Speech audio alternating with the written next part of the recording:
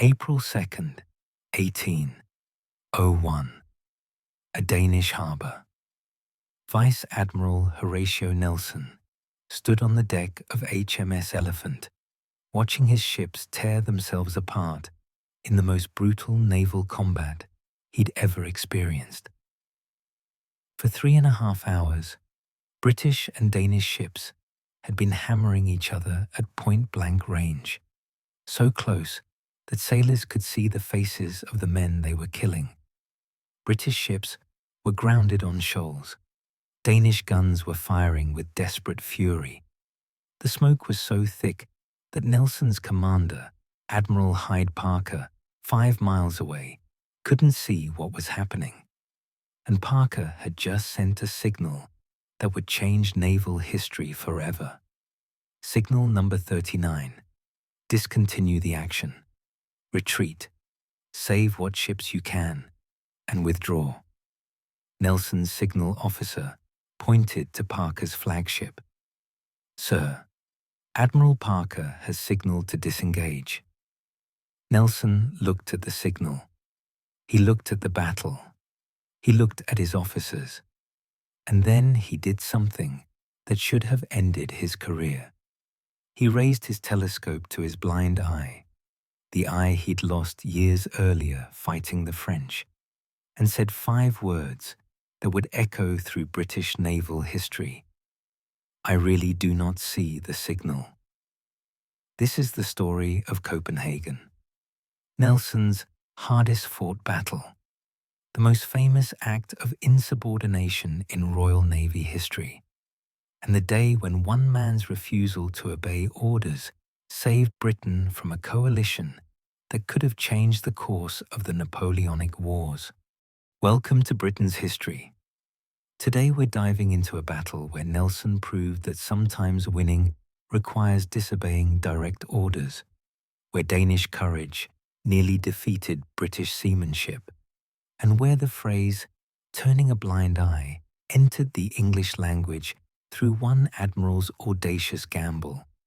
But before we get to that signal, before we watch Nelson ignore his commanding officer and fight on against desperate odds, we need to understand how Britain and Denmark ended up locked in brutal combat.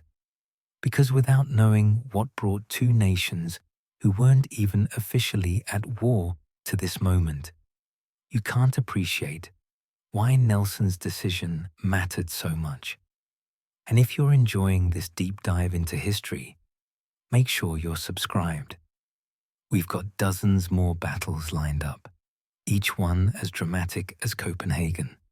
Don't miss them. Let's go back to early 1801, when Napoleon Bonaparte controlled most of Europe and Britain stood alone. For 2 years, Britain had been fighting revolutionary France without major allies. Nelson had destroyed the French fleet at the Nile in 1798, stranding Napoleon's army in Egypt. But Napoleon was building a new strategy to crush Britain, and it didn't require invading England. Napoleon realized Britain's weakness. Timber. The Royal Navy, Britain's shield and sword, required massive quantities of timber for shipbuilding and repair. Masts, hulls, decks, everything came from Baltic forests. Denmark, Sweden, Norway, Prussia, and Russia controlled those forests. If Napoleon could unite these Baltic powers against Britain, he could strangle the Royal Navy without firing a shot. In December 1800, Russia's Tsar, Paul I, formed the Second League of Armed Neutrality, a coalition of Baltic nations that would ban British ships from Baltic ports and cut off timber supplies. Denmark, Sweden, and Prussia joined immediately. On paper, the League was neutral, claiming it just wanted to protect trade from British searches. In reality, everyone knew it was aimed at Britain. If the League held, and if Russia's vast fleet joined with Danish and Swedish ships, Britain would face a combined force of over 120 ships of the line. The Royal Navy couldn't fight that. Think about this for a moment. You're Britain in 1801. Napoleon controls Europe. Now the Baltic nations are uniting against you. If they succeed, your navy, your only defense, can't get the timber to repair ships or build new ones. Within a year, your fleet would be useless. What do? Drop your thoughts in the comments. The British government made a ruthless decision: destroy the League before it could consolidate. And the weakest link was Denmark. Russia's fleet was locked in ice until spring. Sweden was reluctant. Prussia had minimal naval power. But Denmark had a significant fleet at Copenhagen, readily accessible. If Britain could force Denmark out of the League by threat or battle, the coalition would collapse. On March 12, 1801, a British fleet of 53 warships sailed from Yarmouth under Admiral Sir Hyde Parker, with Vice Admiral Lord Nelson as second-in-command. Parker was 60 years old, cautious, and recently married to an 18-year-old bride he was reluctant to leave. Nelson was 42, aggressive, brilliant, and frustrated by Parker's endless delays. Nelson wanted to ignore Denmark and Sweden, sail directly to Russia, and destroy the Russian fleet before it could leave port. Parker wanted to proceed slowly, negotiate carefully, and avoid unnecessary risk. The fleet reached the northern tip of Denmark on March 18th in a snowstorm. More delays followed as Parker dithered about whether to sail through the narrow strait between Denmark and Sweden, the Sound, where Danish guns at Kronborg Castle could fire on British ships.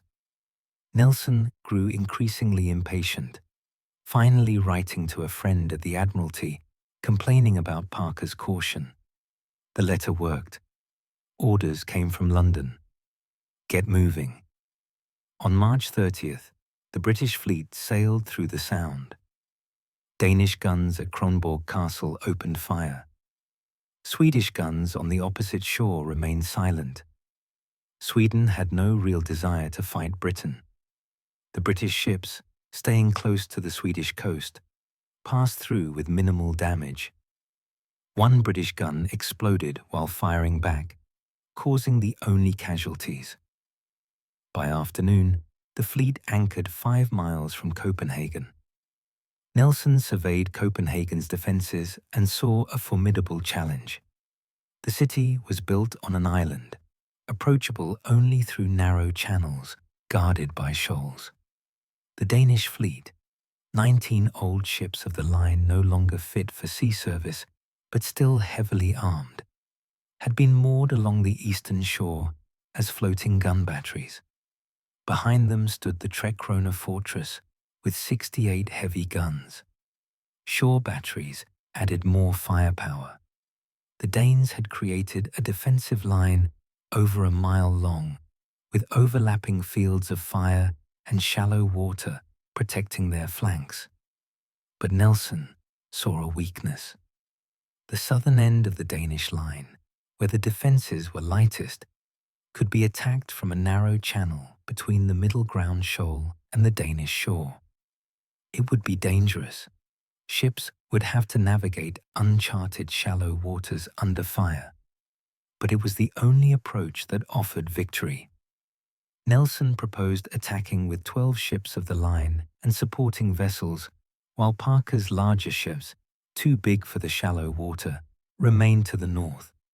Parker, skeptical but unable to suggest anything better, approved. On April 1st, Nelson spent hours in small boats taking soundings, mapping the channel, placing buoys to guide his ships. That night, British sailors prepared for battle, knowing the next day would be brutal. Danish defences were strong. Danish sailors, fighting to defend their capital with Crown Prince Frederick, watching from shore, would fight desperately, and if British ships grounded in the shallows, they'd be battered to pieces. April 2nd, 1801. Dawned clear and cold. Around 9:30 a.m., Nelson's squadron began its approach, each ship following the buoys Nelson had laid. Almost immediately, things went wrong. HMS Agamemnon, leading the line, failed to weather the middle ground and ran aground on the shoal. HMS Bellona and HMS Russell followed their buoys but struck uncharted shallows and grounded. 3 ships of the line, nearly a quarter of Nelson's force, were out of the battle before firing a shot. Nelson's careful planning had been undone by shifting sands and bad luck. But Nelson adapted. The remaining ships continued forward, each anchoring opposite a Danish vessel and opening fire at ranges as close as 200 yards. The broadsides were devastating. At that range, every shot told. Cannonballs smashed through wooden hulls, sending deadly splinters flying. Falling masts crushed men beneath them. Fires broke out. The noise was deafening, continuous thunder that could be heard in Copenhagen's streets. Smoke billowed so thick that ships 100 yards away became invisible. The Danes fought with extraordinary courage. Their crews included many volunteers. Civilians and soldiers rushed from Copenhagen to replace casualties on the ships. When an entire gun crew was killed, another crew took their place. When a ship's captain was wounded, another took command. The Danish flagship Dannebrog, commanded by Commodore Fisher, maintained such heavy fire that Nelson's HMS Elephant was hit repeatedly. For 3 hours, the 2 lines pounded each other. British gunnery was superior. Royal Navy crews could fire a broadside every 40 seconds, while Danish crews, many inexperienced, fired more slowly. But the Danes had advantages. Their ships couldn't sink, being moored in shallow water. They could easily resupply and reinforce from shore, and they were fighting to defend their homes. Around 1:15 p.m., the battle reached its crisis. From HMS London, 5 miles to the north, Admiral Parker watched through his telescope. He couldn't see details through the smoke, but he saw British ships grounded, distress signals flying, and the intensity of Danish fire seemingly undiminished. Parker concluded Nelson's attack had stalled and that continuing would result in catastrophic British losses. He ordered signal number 39 hoisted, discontinue the action. On HMS Elephant, Nelson's signal officer spotted the flagship signal and informed Nelson. According to Colonel William Stewart, a Peninsular War veteran present on Elephant, Nelson became agitated, pacing the deck and moving his arm stump, a sure sign he was upset. He turned to Stewart and asked what signal number 39 meant. "To leave off action, sir." Nelson paused, then said with a shrug, "Now damn me if I do." He called to his flag captain, Thomas Foley. "You know, Foley, I have only one eye. I have a right to be blind sometimes." Then, raising his telescope to his blind right eye, he pointed it toward Parker's distant flagship and declared, "I really do not see the signal."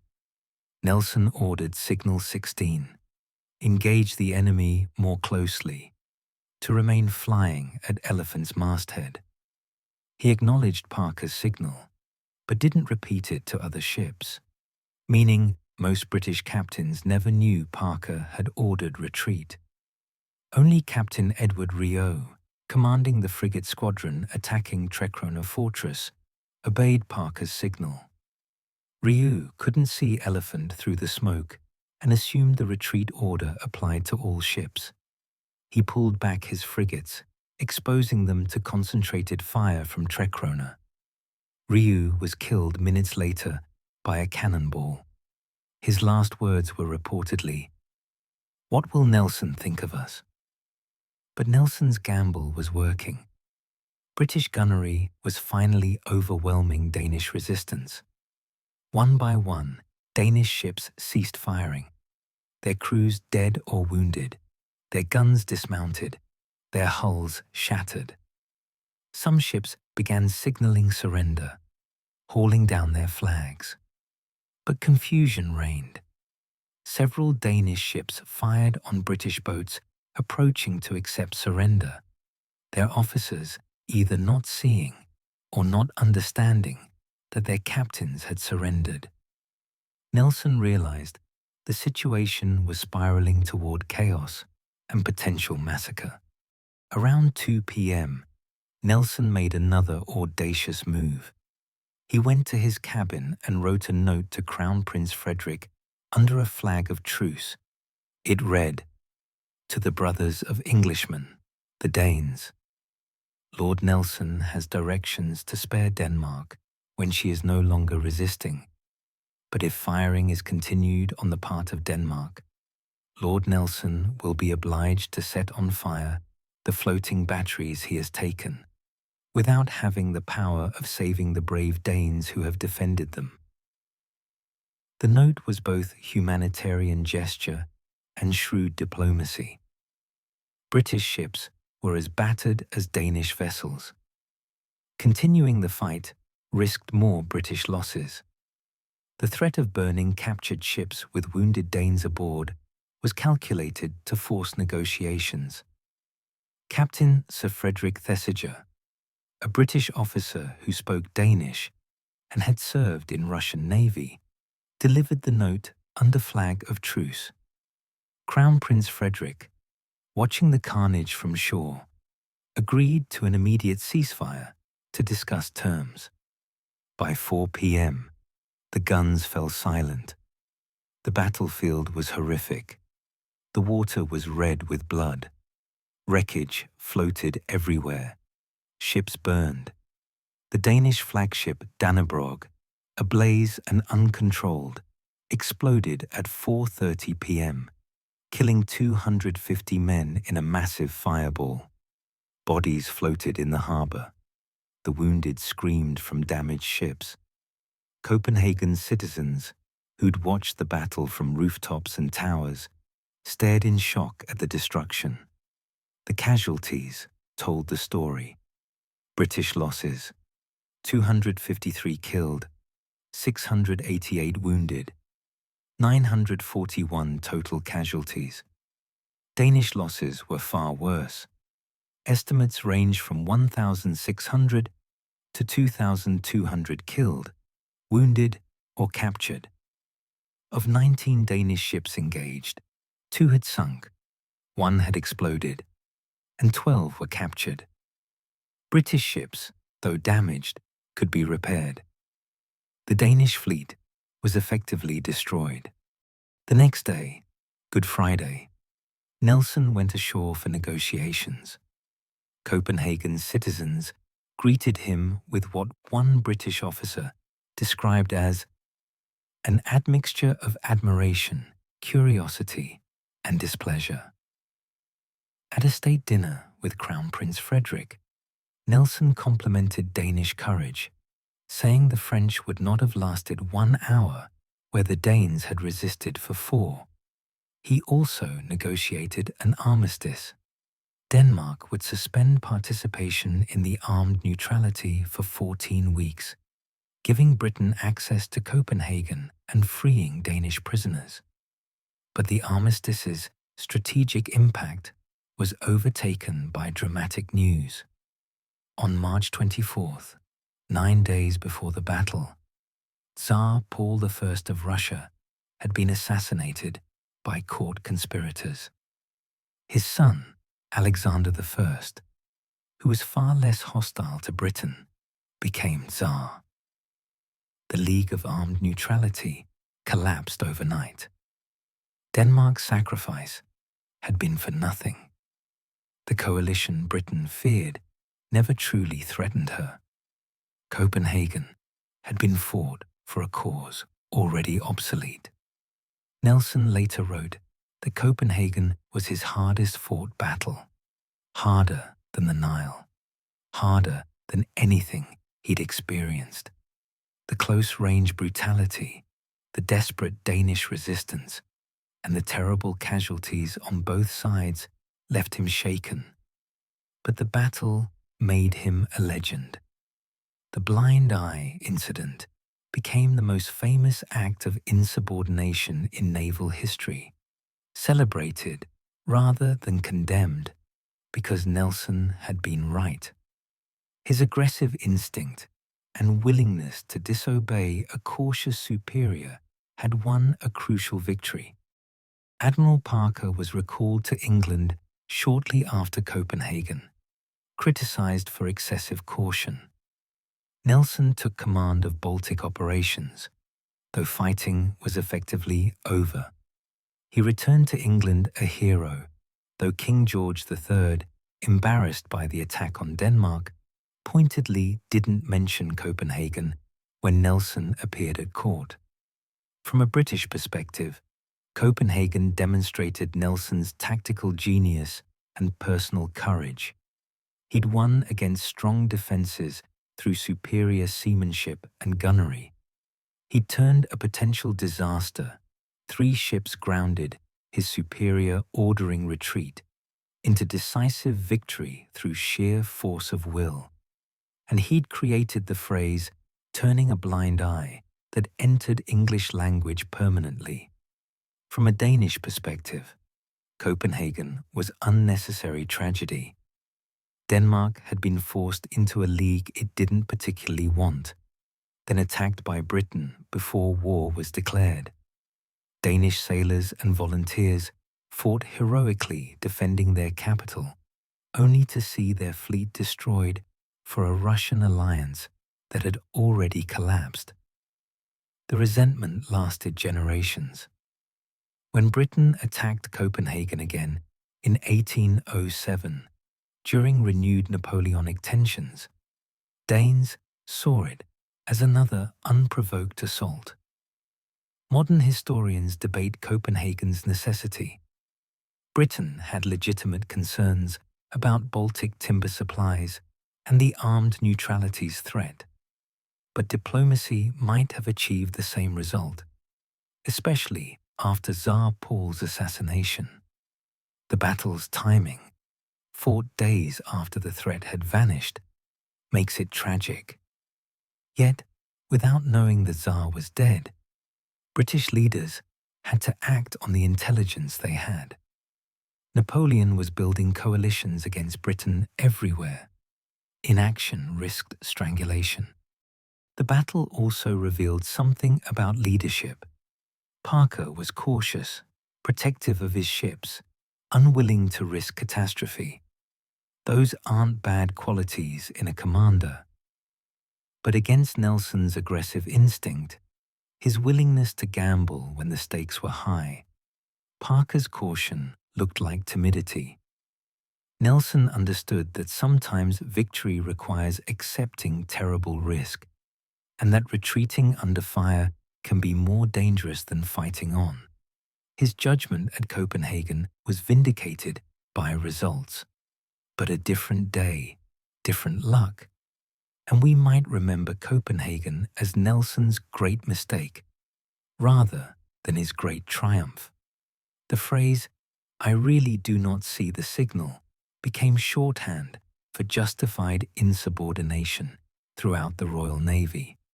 Officers facing incompetent superiors, outdated orders, or changed circumstances invoked Nelson's example. But the Royal Navy walked a careful line. Copenhagen was celebrated because Nelson won. If he'd lost, he'd have been court-martialed. Insubordination was acceptable when it worked. The victory justified the disobedience. Today, Copenhagen is remembered primarily for the blind eye incident rather than the battle itself. Naval historians know Copenhagen as one of the hardest fought actions of the Age of Sail, where Danish courage nearly defeated British seamanship. But popular history remembers one image: Nelson, telescope to his blind eye, refusing to see the signal that would have meant retreat. It's perfect drama, the bold commander defying the cautious superior, betting his career and his ships on his own judgment, and winning gloriously. The battle also demonstrated that naval warfare was changing. Copenhagen wasn't fought in open ocean where maneuver and seamanship dominated. It was fought in confined waters at close range where gunnery and endurance mattered most. The age of elegant naval tactics was giving way to brutal slugging matches where whichever side could endure more punishment won. British victory at Copenhagen came from superior gun drill and discipline, not from clever tactics. It was industrial warfare at sea, systematic destruction through overwhelming firepower. Within 4 years, Nelson would die at Trafalgar, achieving his greatest victory, but paying with his life. Copenhagen prepared him for Trafalgar in crucial ways. Both battles required attacking strong defensive positions. Both involved disobeying or creatively interpreting orders. Both demanded accepting heavy casualties to achieve decisive results. Copenhagen taught Nelson that courage, discipline, and aggressive action could overcome defensive advantages. Trafalgar proved those lessons on a larger stage. Copenhagen deserves to be remembered not just for the blind eye story, but for what it revealed about naval combat, leadership, and courage. The Danish sailors and volunteers who fought desperately against impossible odds deserve respect alongside the British who defeated them. War creates moments of extraordinary bravery on both sides. Copenhagen produced heroes in Danish blue and British blue alike. If this is the kind of history that fascinates you, the moments where courage met calculation, where disobedience saved the day, where Nelson proved why he's Britain's greatest naval hero, then you know what to do. This channel exists because these stories deserve to be told. What other Nelson battles should we cover? The Nile, where he trapped Napoleon; Trafalgar, where he died victorious; the victories that made Britain rule the waves? Drop your suggestions below. Thank you for watching Britain's history. The stories that mattered, told the way they deserved.